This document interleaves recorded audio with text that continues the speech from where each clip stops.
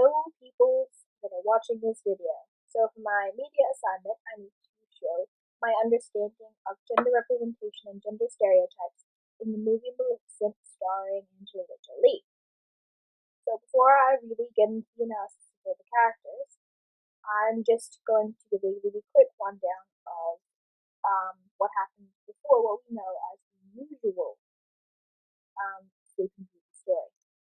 So basically, years before the beginning of the movie, something or other happened to make the humans and the magical folk of the forest feud. It had something to do with the fact that all the humans were greedy and the fairies and stuff had things that the humans didn't, and they didn't treat it like the humans would, and blah de blah de blah.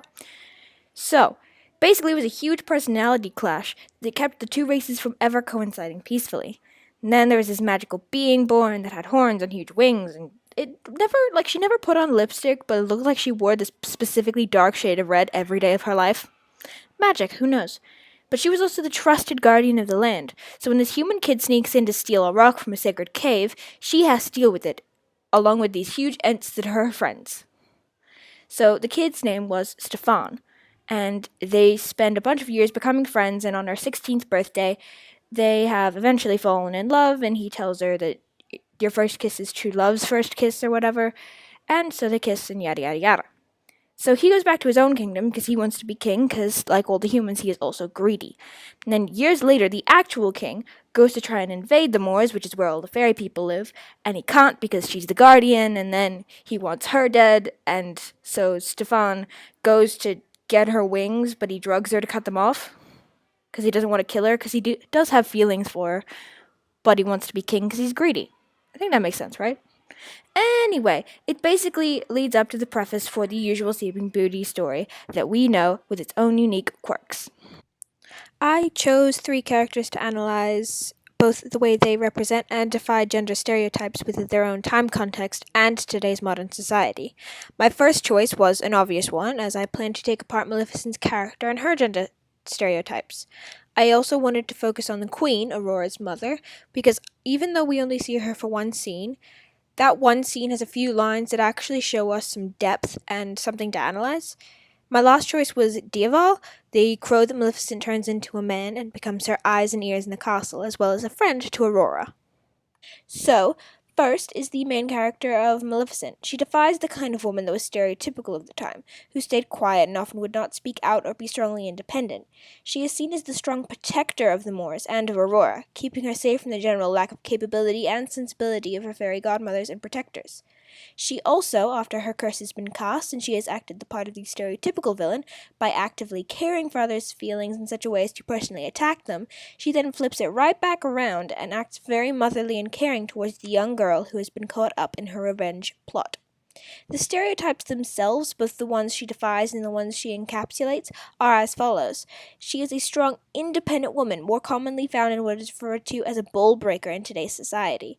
Her villainous stereotype is more defined as one who causes great pain to others for either their own gain or for no gain at all, merely because they find it amusing. The next character is the Queen, Aurora's mother, Queen Leah. Essentially the exact opposite of everything Maleficent represents. She typifies the common lady of the time period, speaking only when spoken to and deferring to her husband on all matters. She is also, in her one line, very automatically trusting, believing Maleficent will give her daughter a gift, even though Stefan is supposed to have killed her.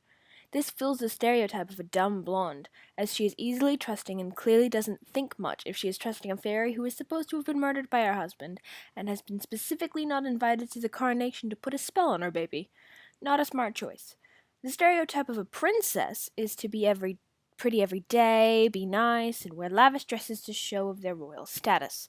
It all holds true to the time then, and social attitudes still around today.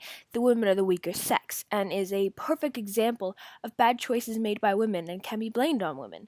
Truthfully, Maleficent would have found a way to curse the child anyway.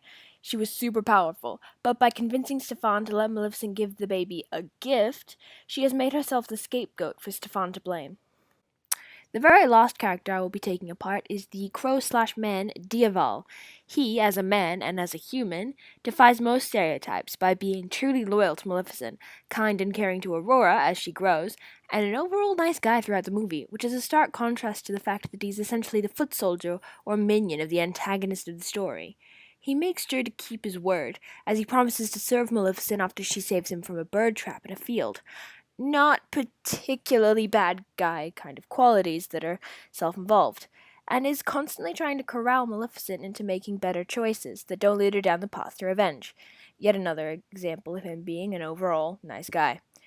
The usual tropes themselves of men in the era are strong willed, self involved, and greedy, especially depicted in the men of these stories.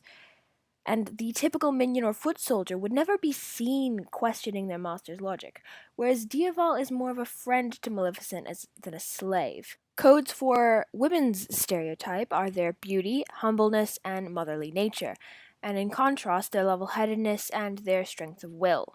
For men, codes of the stereotype are muscles and commanding, and on the opposite side of the spectrum is the caring and gentleness, especially the one we see in Diaval.